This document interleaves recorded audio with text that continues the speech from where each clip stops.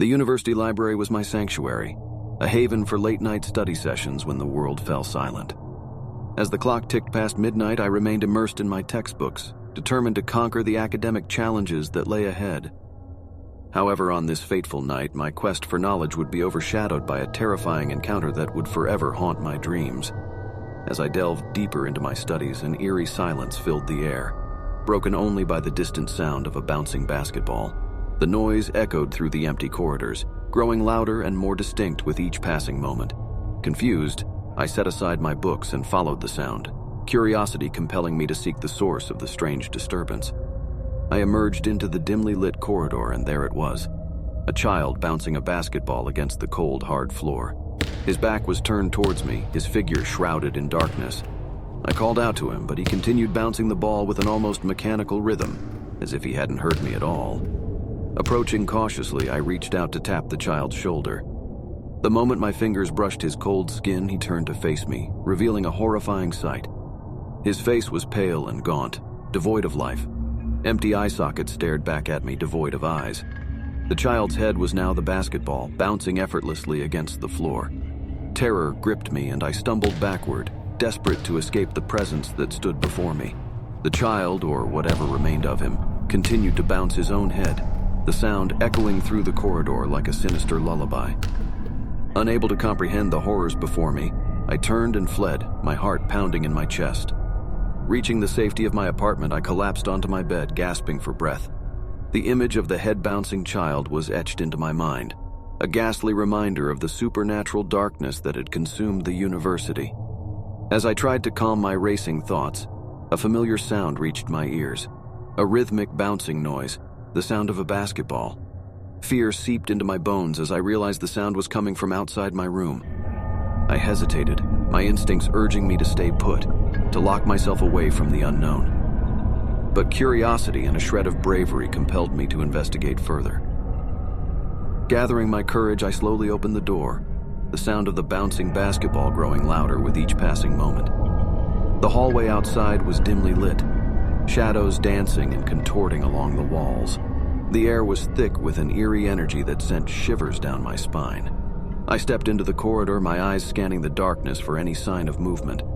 The bouncing sound seemed to be coming from down the hall, drawing me further into the unknown. As I cautiously followed the noise, the realization hit me. I was being lured into a trap, the head-bouncing child manipulating my every move. Fear and panic coursed through my veins, urging me to turn back, to escape while I still had the chance. But before I could retreat, the bouncing noise abruptly ceased, replaced by an unsettling silence. I stood frozen in the hallway, a sense of impending doom weighing heavily upon me. Suddenly, from the corner of my eye, I caught a glimpse of movement. I turned my head, heart pounding, only to see a shadowy figure disappearing around the corner. It was the child, his pale visage etched with a malevolent grin. He had led me into this trap, and now he awaited my arrival. A surge of adrenaline propelled me forward, my footsteps echoing through the empty corridor. I had to escape, to find safety before it was too late. But just as I reached the corner, ready to confront the child, a piercing scream shattered the silence, cutting through the air like a knife. The scream was mine. The world twisted and contorted around me, the hallway melting into a surreal nightmare. And then, darkness enveloped me, swallowing me whole. The rest of the tale remains untold, locked away within the shadowy recesses of that cursed university. I can only hope that someday someone will uncover the truth, unravel the mystery of the head-bouncing child, and bring an end to the terror that has plagued me ever since.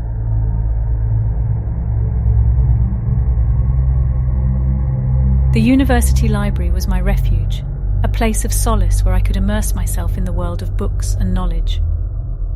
It was a stormy night when I found myself alone, the rain pounding against the windows as I sat at a secluded desk, determined to conquer the challenges of my studies. Little did I know that this evening would become a nightmare that would forever haunt my dreams. As I delved into my books, an odd sensation began to gnaw at my neck, a persistent soreness, as if something kept brushing against it. At first, I dismissed it as fatigue or a result of an uncomfortable posture. But as the hours passed, the discomfort intensified, becoming an unwelcome distraction from my studies. Growing increasingly frustrated, I decided to capture the moment with a selfie. I held my phone up, hoping to catch a glimpse of the culprit causing my discomfort. As the flash illuminated the room, I lowered my phone to inspect the image. My heart froze in my chest as I stared at the photo in horror. There, hovering behind me, were a pair of legs. They dangled ominously in the air, swinging back and forth as if suspended by an invisible force. Fear gripped me as I realized the chilling truth. I was not alone in the library, and the sensation on my neck was caused by the legs of a ghostly presence.